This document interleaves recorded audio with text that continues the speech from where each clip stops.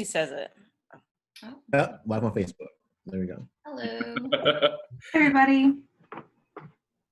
Hello, guys. Welcome to our discussion around why Black Lives Matter. It's a continuation of a conversation we've been having, and I think this is now the 5th week that we are continuing our conversation. Yes, and we have had some interesting developments. We can only hope that it was as a direct result of the healing work done last week around something that Khalida mentioned in terms of Breonna Taylor, and then there was also being featured on Oprah Winfrey's magazine cover, which we also think is quite a feat since Oprah's magazine is winding down, so the usage of the cover is quite significant at this point in time. So I'd like to welcome everybody to the conversation. If there's anybody that feels like we need to possibly introduce ourselves again, I think it might be a good, just a quick intro, and then we'll carry on from there.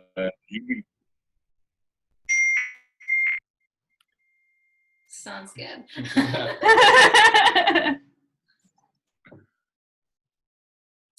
I'm Khalida. I'm Ray.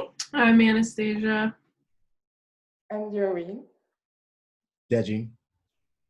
Daniel. Deanna. Granville. There you go. It almost sounded like a little rap was gonna happen there. Yeah. So let's just say this, for whoever's tuning in, if you have any questions to help guide what may be in your consciousness or what you might have questions about, we are happy to answer those as part of us being on here today. And so don't hold back any questions. No question is a silly question. Didn't we learn that?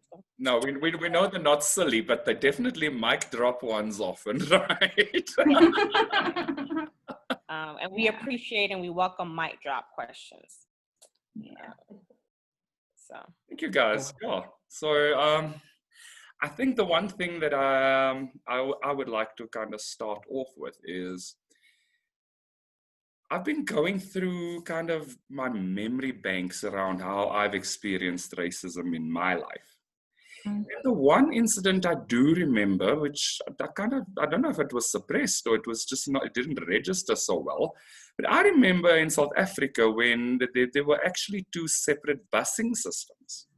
So there was a busing system for Black people and a busing system for white people. And I think I was around about the age of 12 or 13 when that changed. So all the busing system became integrated. And I remember being on a bus and actually having my presence on the bus questioned. And I don't know why it never registered before, but kind of through last week's healing, this thing has now come up, and I was like, So there's clearly something there that's brought it into my awareness. So I think one of the things that I'd like to start off with is possibly just going through a little bit of a healing process around that. Just, you know, the healing around belongingness. Yeah. Do you want to go into that now? Yeah, let's do it. Yeah. There we go. Eager. Yeah, jump right in. So, yeah, go into that time. How are you feeling being a part of the system? How old are you? Like at 11 or 12, around about that age, 11, 12, 13. Yeah. And how are you feeling about sitting on this bus for Black people only? Well, so I wasn't on a bus for Black people only. It was on a bus where the system had been integrated, but yeah. What was the feeling here? Well, it was calm until somebody was nasty about us being on the bus. So someone was acting nasty while you were on the bus. Yes. How did that feel to receive that? It actually feels quite gross. Mm. Hmm. Let's go up to this 11-year-old boy and talk to him. How's he feeling about this? Unsafe. Unsafe. Yeah, like it doesn't belong there. Mm. Is that true? No. No, it's Yeah, not what's true. the truth?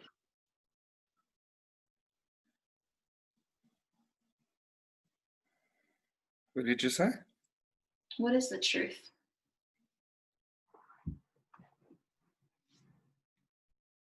That he belongs there quite perfectly. Mm. Yeah, what does he need to feel safe here?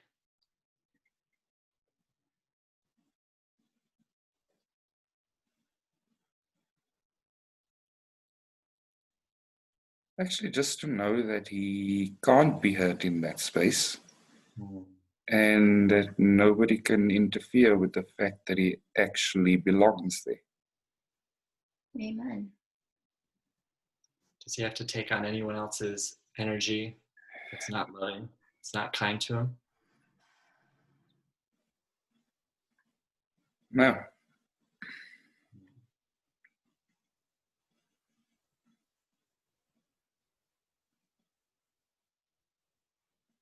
How's this part of me feeling now?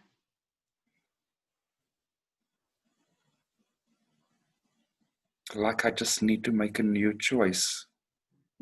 Yeah, That what's I the new belong. Perfect.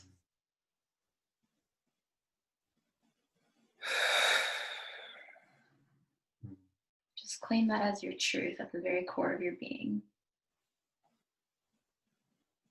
Hmm.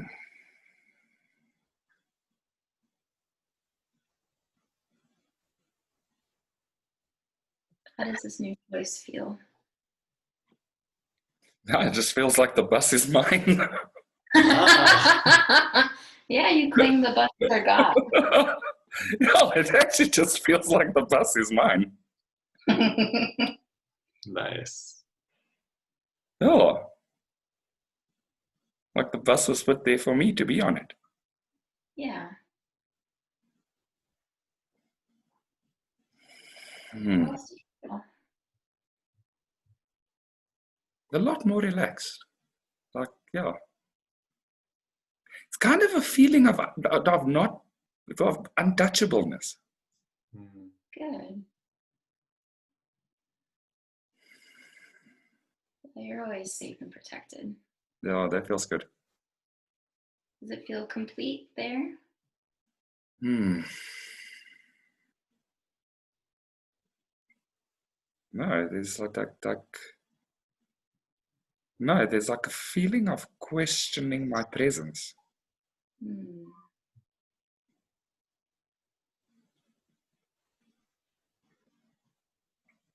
Yeah, what is he questioning here?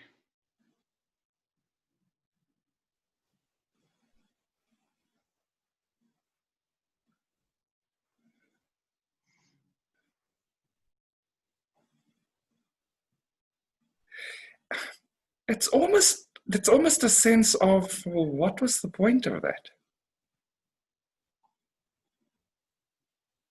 The point of what? Of that kind of messiness on the bus. Mm.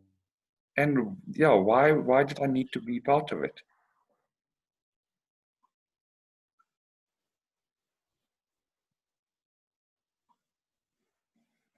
What does he need here to feel loved?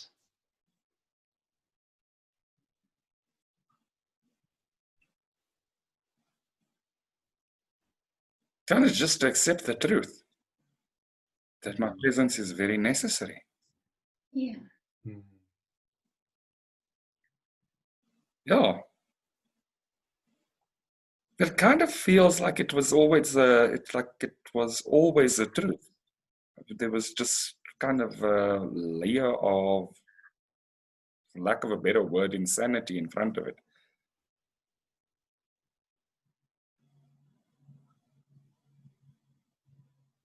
Yeah, how does that feel? Not belonging was the illusion and my presence was the absolute truth.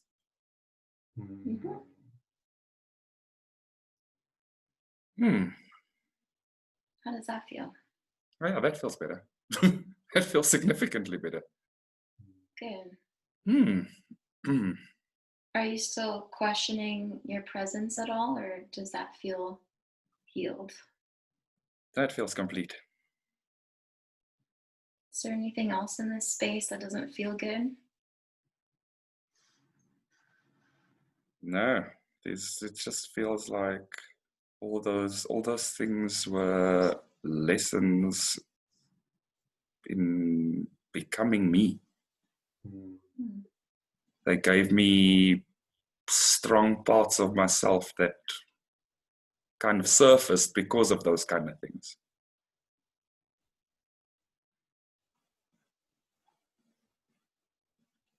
So there was actually a benefit to it. How's that? Yeah, there was actually a benefit. It feels like there was actually a benefit to it. Wow. Do you want to share more about that? I just there's, I feel like the lesson had to be experienced in order for, well, the experience had to happen for the lesson to be learned. And the lesson is just kind of leading me back more into the power of my own presence. Mm. Mm. Mm. Oh, that was quite cool. Yeah, it actually, it felt messy, and now it just feels like I took a learning from that. And I incorporated the strength in that space into who I am.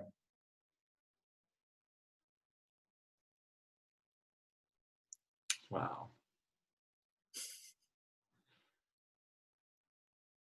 Power of the mirror exercise.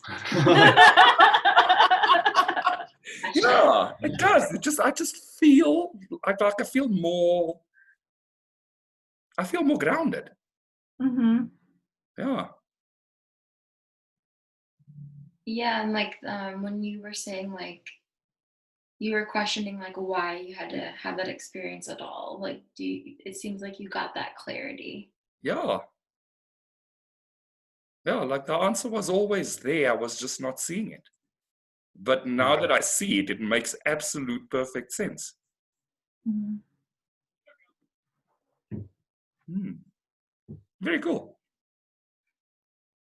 Awesome. Wow, it's powerful. Mm. How does this part of you feel now? I'm just curious to hear how this part of you feels about this situation now. What situation? There it is. It's Yeah. healed. It's healed.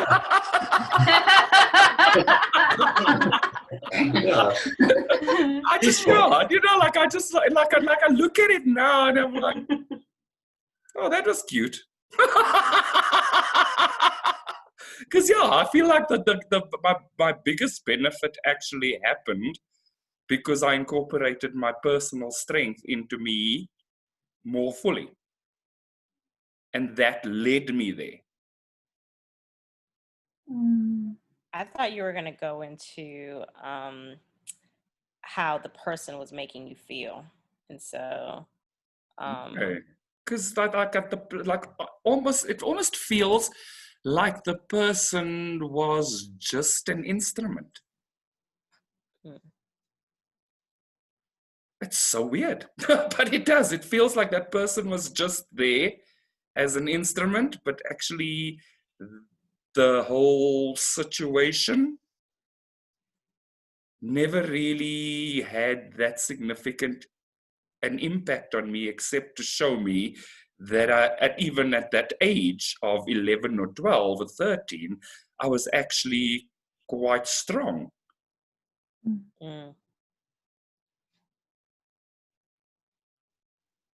Yeah, that's the feeling. Like even no matter what the person did, it couldn't interfere with my strength. Mm.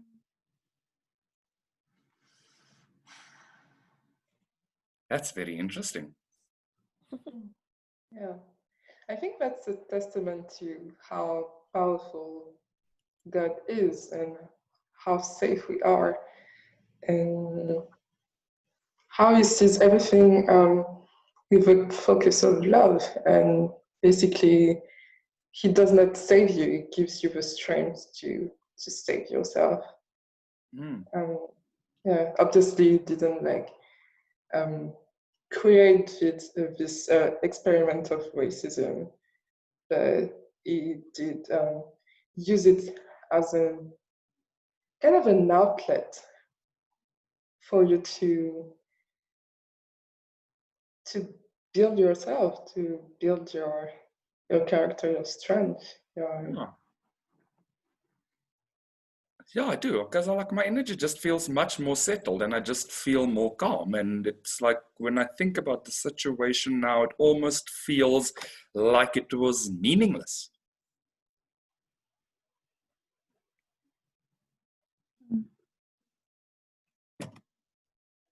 That's interesting. Anywho, yeah, that feels cool. That feels really good.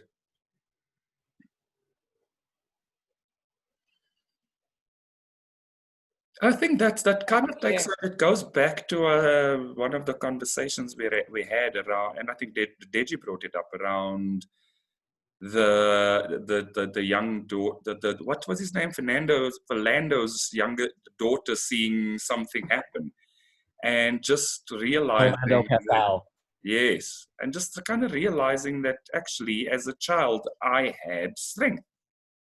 Mm-hmm. Yeah, it's claiming your power back, right? Ah, Mm-hmm. Yeah. yeah.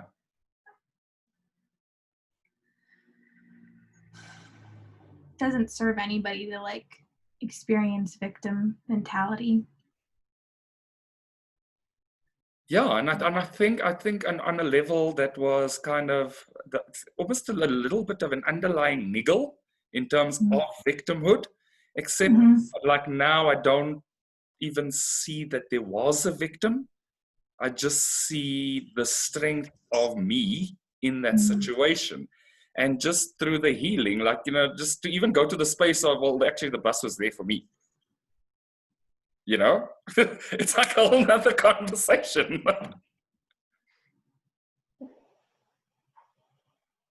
Yeah, that kind of reminds me of the healing that I did this morning. It was a little bit weird, but basically at one point I was seeing like kind of a colonial plantation, and I was the one who freed my black friends from some sort of slavery and servitude. And at one point, I was searching for the guy who had enslaved them, and there was none. Like, it was just a matter of me healing that part of myself and not being a victim. And there was no one that enslaved me, actually. So I didn't have to blame anyone. So the first part of the healing was like freeing myself and seeing that I'm in my power in whatever situation comes. And also the second part was forgiving my imaginary, like, imaginary enemy or nemesis or whatever. Like, the archetype of a white man who would just want to hurt me because he wasn't there, basically. So yeah, that was really deep, and that just shows that in a state of peace there is no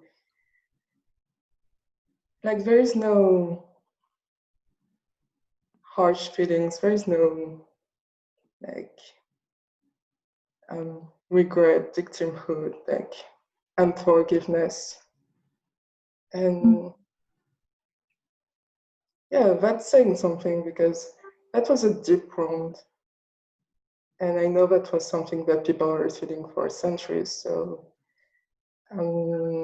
yeah, that was no small thing, but it just goes to show again, like the power of God and the power of healing in this place.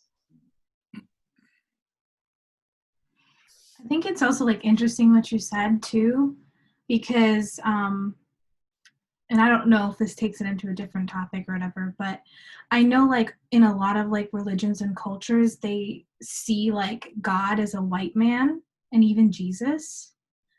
And it's interesting because I know so many people have this upset of feeling like a servant to God, but that's not the truth, right? Like we're not servants to God, we're God's children. And I think this, you know, there's something deeper here. So I wanted to bring that up too, because I know there's always a conversation around how we perceive God or how we perceive even Jesus, who is, you know, one of those people who's brought such healing to the world as well. So just want to bring that topic up too and see what you guys thought.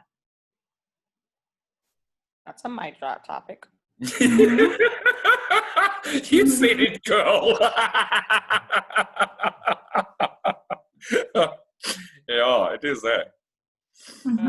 Recently in our we do like a fellowship at my church with the young adults, and so someone brought it up with talking about seeing God and Jesus as a white male. So it's kind of this white what's the word with a P?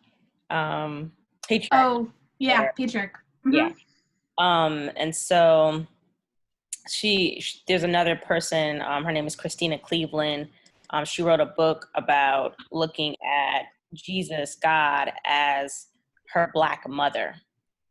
And so what if we flipped it on his head, if you will, and viewed Jesus as our Black mother, and what other perceptions? And we just kind of went through what kind of things we think about when we think of white Jesus. And then we went through things that we think about when we think of a Black mother. And they were like opposite. You know, a lot of the things that were said were opposite. And so the other invitation was, if we felt this way about these figures, how has that played into our spiritualities and the way that we have seen faith and viewed faith in our relationship with God? And, you know, really, truly opportunity to heal and to see God of who resonates with you, and that the image of God reflects who you are, and the ideals and the characteristics that you want to have. But we're in a entrenched world where that's not the case. And so we literally have to think consciously different in order to advance that like new way of thinking and that way of like being.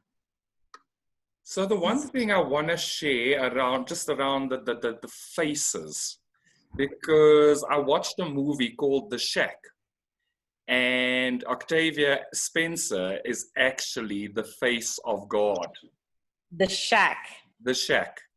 Right, okay. So if you have an opportunity to watch it, do that, because it literally, where she takes him through his healing process, and he says to her, I've always thought God was this old white man with the long beard. She goes, well, I think you're confusing me with Santa Claus. Right? Yeah. And then she said, and then you see Jesus as a Hispanic Latino man, and you see the Holy Spirit as a young, almost Asian-looking girl. So it kind of just changes the perception of all of these faces of God. And so like the imagery starts to actually lighten up for you if you even just watch the movie from purely the perspective of looking at the imagery. I haven't seen that movie, but I've heard about it, and so you're gonna make me want to watch it now. It's really quite a thought-provoking topic, because it's got a lot of pain in it. but it also shows the faces of God and how God appears to you the way you need God to appear to you. Amen. So I think it possibly might help to just kind of overlay that perception of God as an old white man with a white beard. I think it's a book too. Yes. Yeah. Yeah, because I actually read the autobiography, and the shack is symbolic of a house, and that house is actually you and the pain that you store inside the house, and why that pain actually starts to rot away at the structure of the house. Oh, wow. So it's actually quite a good movie, and yeah, the topic inside the movie is something for you to kind of behold, but it's in line with the conversation around how do we see God and the faces of God, and how do we connect with God because of the faces of God that have been portrayed to us. Yeah. Amen. And it's a good movie, so watch it.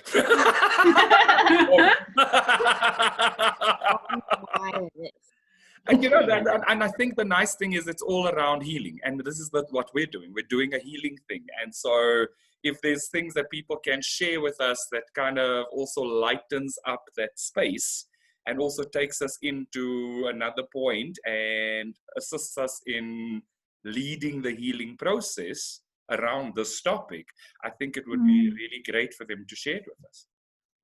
Does anybody have like an upset in regards to like God, like being a white patriarch? Does that resonate with anybody and want to go deeper with that?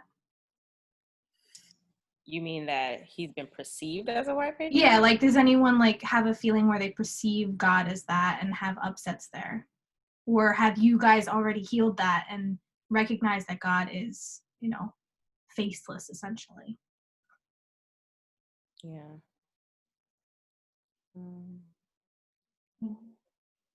Yeah, I think I had this upset.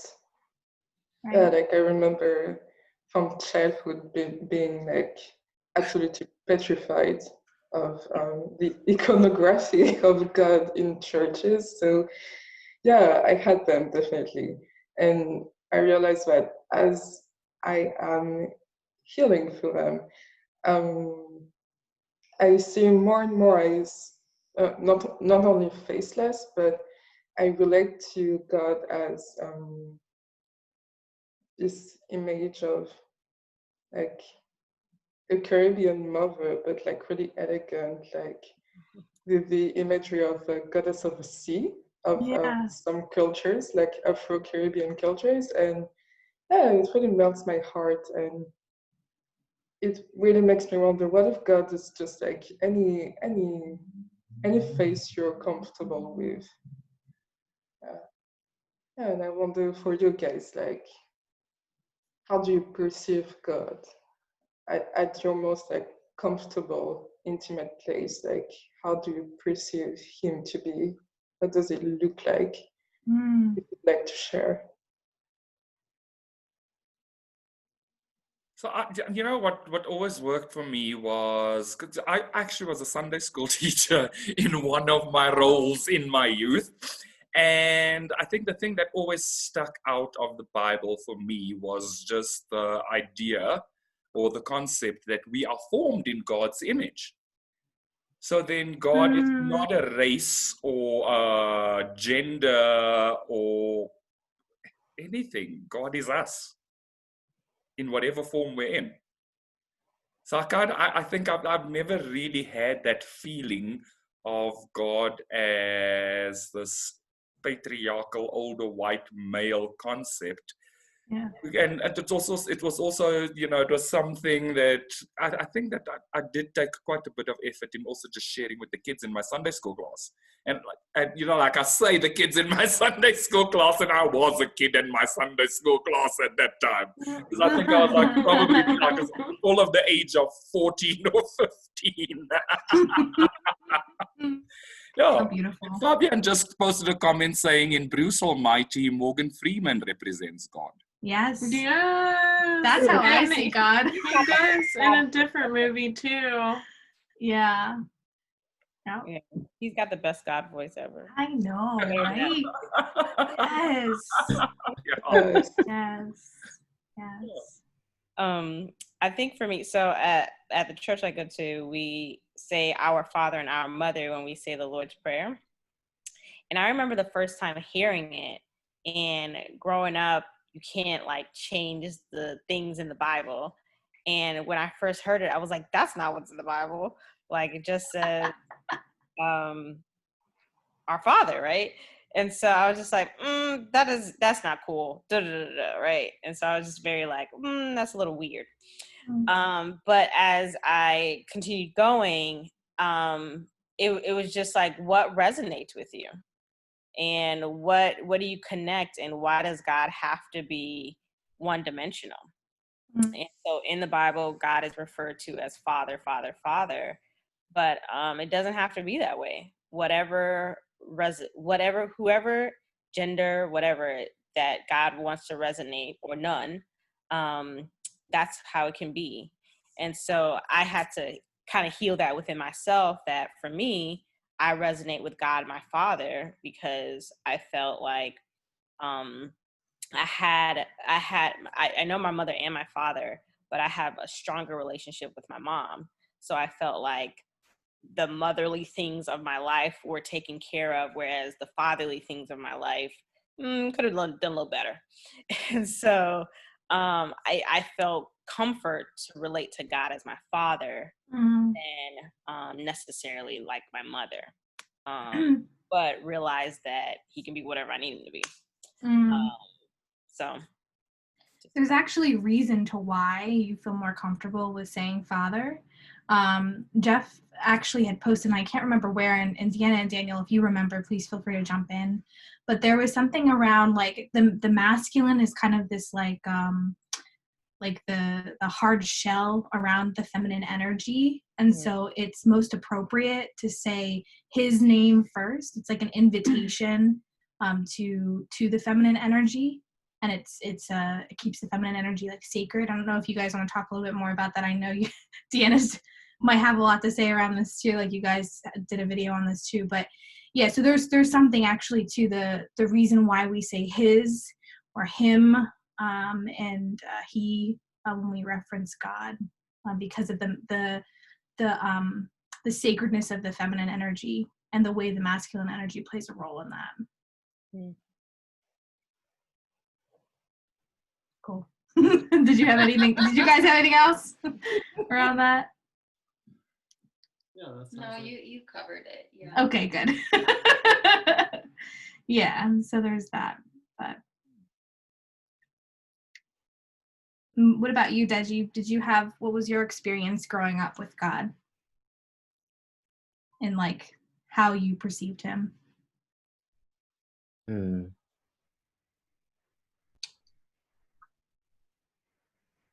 I mean, I've always perceived him as indigenous, not exactly a white male.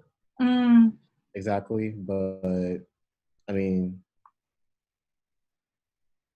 nothing to do with like race or anything like that. No. Cool. any comments in the chat? But you mean perceiving him as indigenous? Sorry? Huh? Is that what you mean about what I said? Oh no, I'm just saying just in general. In the chat. I would really like to talk about the Breonna Taylor being on the Oprah cover, if that's Oh yeah. You're interested in talking. Yeah. Like up on my phone here, and I just want to read like the caption. It says, "For the first time in 20 years, Oprah has given up her O magazine cover to honor Breonna Taylor. She says, Breonna Taylor, she was just like you. And like everyone who dies unexpectedly, she had plans. Plans for a future filled with responsibility and work and friends and laughter. Imagine if 3 unidentified men burst into your home while you were sleeping, and your partner fired a gun to protect you, and then mayhem.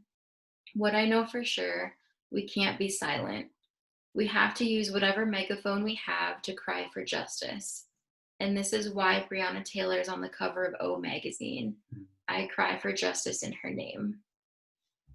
What do you guys think about that? This is on Oprah's Instagram like 5 days ago, so very recent. I think it's amazing. And it's super powerful. And so someone afterwards said, you know, we talked about it. And it was a comment actually from someone who brought up Breonna Taylor. That's why I'm like interested in people's comments. But I think it's powerful. I think it's just a really good example of how to use your sphere of influence and the power that God has given each individual individually and then ultimately collectively to heal a thing and to do a thing and to be on the right side of a thing, if that makes sense.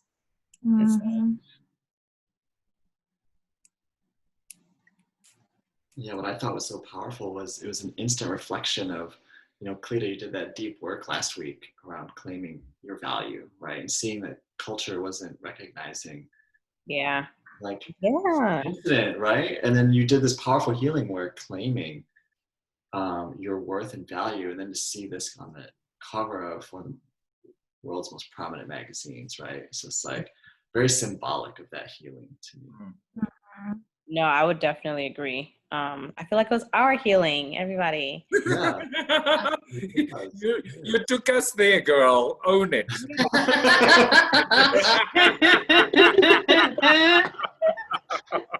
And, you're allowed to be proud of yourself. It's for I feel like it's for the magazine cover for September. So she didn't even have to like put it out that was the thing, like even right now. I know magazines come out like earlier, but it's like not even available to purchase yet type of deal. So I do agree. Like it was God saying, I hear you, and we're gonna move this along. So yeah, it's just proof that your healing can create change, right? No. As small as what seems like a small little healing, you just doing your own inner work and then experiencing something that's completely, you know, nothing in your power. You don't know Oprah couldn't call her up and say, yo, Oprah, make her the cover, right? But it happened, right? It happened, and it just goes to show like that one person's healing is everyone's healing, right? And it just manifests, you know, and we can trust God to do that. Yeah. No, I think it was quite epic, and I think it's quite symbolic of the depth of the work, that actually such a profound visibility came from that level of healing. So I think it was quite well done. Okay, say thank you now, Kalida. I think it's everybody. Who knows? Listen, girl, you're allowed to be proud of the work that you did. I am. Yeah. But I think there's still that. I think after that healing was still like it's still the same, right? And so, yes, that's a wonderful gesture, and at least for the month of September, we're gonna still talk about Breonna Taylor, and then hopefully more information will erupt. So it's like this is still desiring for more, but very much with full gratitude for what the gift that was given, right? Yeah. And I think I'd also read something about an investigation being launched where it wasn't being launched before.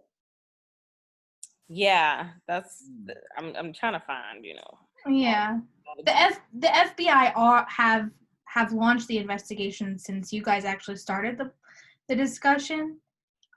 So there's obviously new developments every day, week, whatever. But the FBI are very much looking into this and handling this now at a national level, which is really good.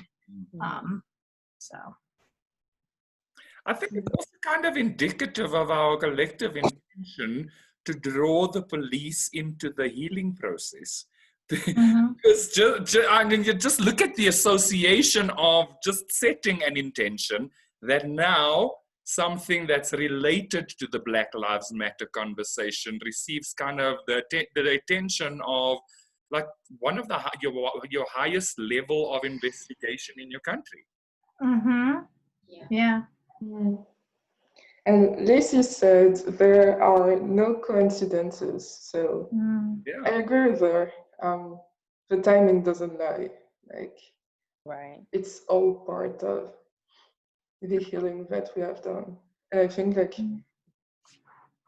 I've allowed myself to dream that once the discussion here feels complete, like we will have the complete healing of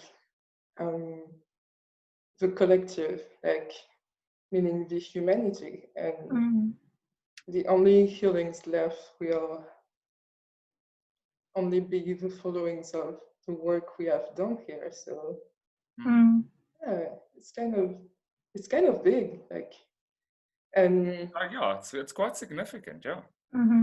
Yeah, like just like Oprah, like posting the cover this week shows that God wants us to know that it's big. It's just like it's global, and what we're doing is important, and to keep going. Yeah. I think that's kind of a nice point at which to kind of introduce the concept that was possibly something that we would like to look at around cultural appreciation and cultural appropriation. I can't say that I've ever really experienced cultural appropriation, except possibly, you know, where people in jokes try to sound like people from other races and get it really badly wrong. Yeah. So sometimes sometimes it's just super funny, but sometimes I think it kind of goes to almost a layer of offensive. So I think if I think about it, I didn't think that I would have thought something like that could go to the offensive, but it does. And I suppose that is part of possibly considering how cultural appropriation sometimes could result in upsets. Because it's like people trying to kind of show camaraderie and relate and things like that on one level, and then on another level it may just be that people are actually being a little bit derogatory. And then the other point of it is the thing that's kind of on the opposite side of the scale is the cultural appreciation. And I feel like there's so much that we can learn from each other. That just kind of makes this human experience so much richer. And I feel like one of the healings that we will possibly see through the Black Lives healing, or the movement of why Black Lives Matter and the healing work that we're doing, is that layer of kind of appreciating the uniqueness and the connectedness of all different types of people.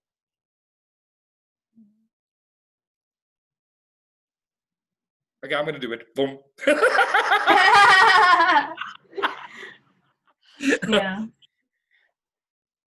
And I also just wanted to point out one of the comments from Savannah Mayer. The stereotypes that come with each race feels like it takes away from each person's uniqueness and individuality. And I think that's the truth. But I also think that the truth of that reality starts to shift into the divine truth of what is actually there. The connectedness and the uniqueness. And so for me, one of the things that would be kind of a highlight of the healing work that we're doing is to see that greater cultural appreciation amongst people. Right. I mean, maybe to go like 2 steps back, making sure that people like know what cultural appropriation is and versus cultural appreciation.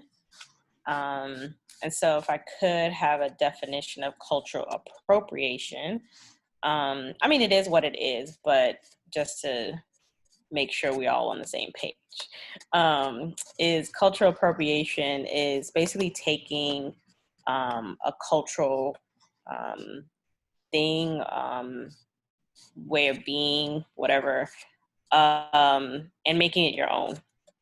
And making your own in a way that doesn't honor that other culture, right? And so you kind of take it and it's like not yours to take, and then you like make it your own and like give no credence or credit or acknowledgement to that culture that you took it from. And so the way this shows up, and then versus cultural appreciation, is honoring something, liking something, enjoying something, not taking it, but appreciating it, honoring it as something that you can call good, you can call great, you can honor it for what it is, but you're not taking it and then making it your own. And so the way that comes up in like today's culture, it comes up in a few different ways, but one of the kind of mainstream ways could be, it could be music, it could be clothing, it could be hairstyles. What's some other ways, you guys? It could be, it could be a couple things, right? Mm-hmm. Yeah. I think you've said it all. I think you've said it all. Yeah. Yeah. Yeah. Dan, were you about to say something? It's like y'all be talking, but then nothing comes out y'all mouth. Where I see it come up a lot is what people name like their football team or their sports team, right? Like the Redskins or like those kind of things. Like to see yeah, those are like of those things. Yeah, bigger ways. So the reason that it's kind of important in us kind of walking towards betterness is that no one wants anything to be stolen from them. And then what comes up for me is, if you even do appreciate the culture and really do like it, do you also appreciate like the struggles of it too? And so it's one thing to say I like this, and I saw a shirt like I like Black music, I like Black people, it's like I like, and then Black is in front of it, and it's like, do you also like racism? Do you also like the other struggles that come with being a certain culture and a certain race in this context? And not that I want you to answer like, yeah, I like that too. I don't want you to answer. But I want you to be conscious of, well, what can I do to solve that? Because I don't like that. And am I also not only liking the music and liking the clothing and liking all these other things, but I'm also in the fight and the struggle and in the advocacy of healing the things that I don't like. Because of that culture. And so, yeah. What do you guys think in regards, so Justin Bieber, obviously, he, was found by Usher. He's very much in the culture. Rap is like the stem of his music. Also rock was, stemmed from Black culture as well. So really music as a whole, but yeah, and he has been kind of creating his platform to really just speak about Black lives right now, and he recognizes that everything that he has made him who he is today has been because of his Black brothers and sisters. So like what, like, I guess it's kind of like, is he in a space, like, do you guys feel like he's appreciating the culture? Are there maybe celebrities or people that you've seen in the state of appreciation? Like, what does that look like if someone wanted to, you know, appreciate the culture rather than appropriate? That makes sense. I think the line can be very thin, Mm. but like, for example, like just a lot of pop music is made of samples, and so samples were created in like New York City amongst the people of color communities. So everything rap, Caribbean music, salsa, Hispanic music, etc., etc. So a lot of these cultures are now part of the pop culture and a lot of the music that we hear here. I think the line is to just like appreciate and tell people like what are your inspirations, like what are the people you listen to, what do you reference. And I think like for example 10 years ago, before people like spoke up a lot about cultural appropriation, like a lot of artists didn't really tell like what their inspirations were. And so a lot of people thought that it was like original. And I think that's where the sense of being stolen from derives, because like a lot of people make money out of a sample that you created but did not get recognized for. And so there is a lot of like copyright, the importance of copyright and everything in music. Like if you were like the small inventor of just like this simple beat of music, you cannot fight for your royalties, like what you need to earn. And so yeah, basically that's just like a small acknowledgement of how you work, of your work ethic, and how you get inspired can change everything. Like for example, like I don't know, in our case, like this would feel like really disrespectful if you were like teaching the teachings that we believe in today without at least quoting once that it was Jeff and Shaleia and it was their body of work for years, you know. So I feel like a lot of like musicians can feel that way when white people benefit from things that they have created. So yeah. So do you think that like people like Justin Bieber, what they're doing right, and like even Post Malone, what they're doing right now is enough? How does it make you guys feel? I don't follow Justin. I don't know. Who Okay. I mean, okay. I know these names, but I don't follow them. See, there you go. Okay. All right.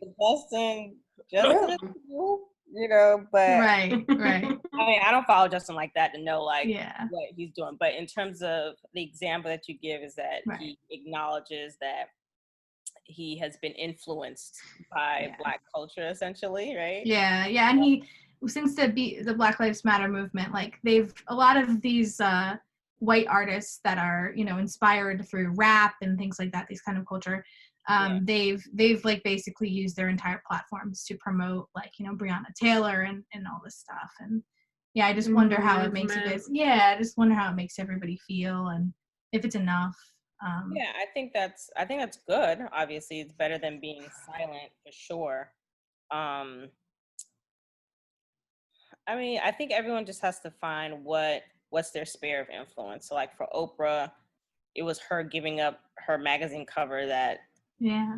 She's usually on it, right? Right. And that's something she was able to do. And so, yeah, you can get on social media because you ain't going nowhere because we're in COVID. So Right.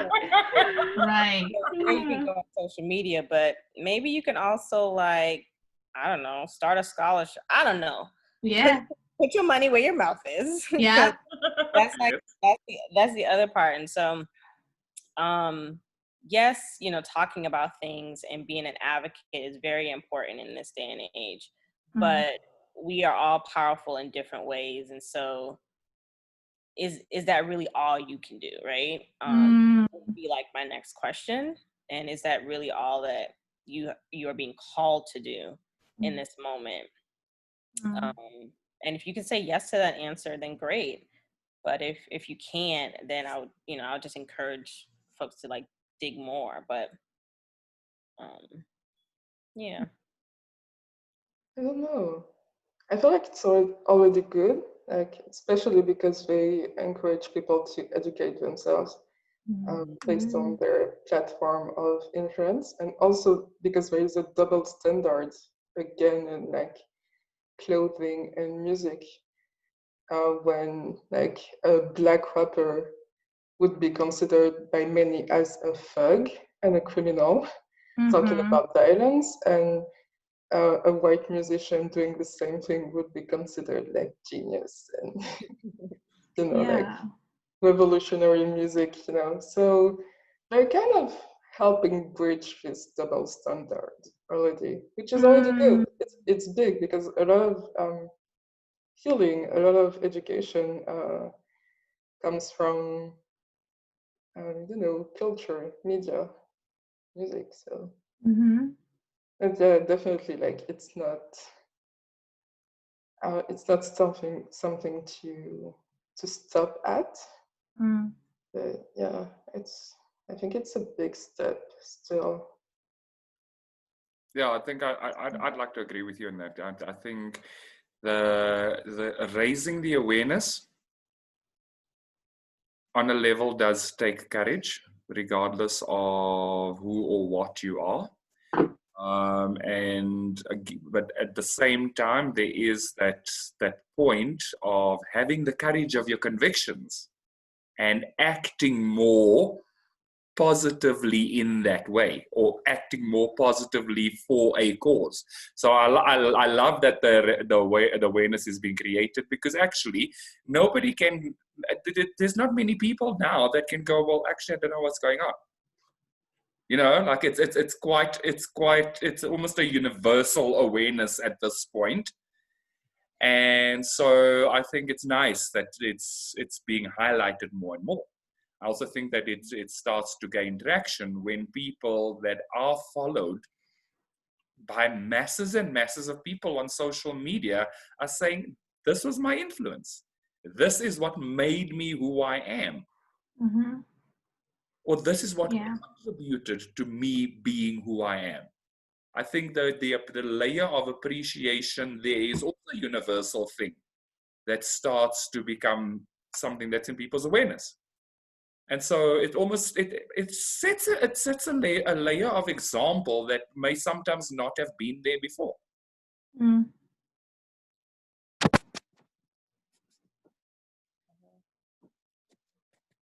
Awesome. Okay, so we have reached an hour, and I'd like to check in with everybody. How are you feeling?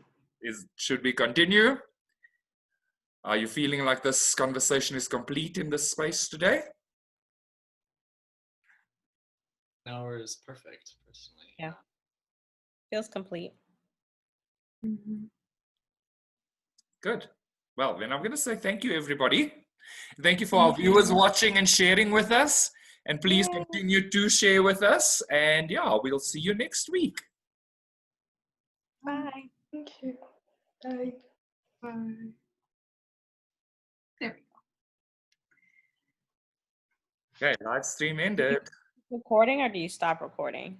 I will stop recording.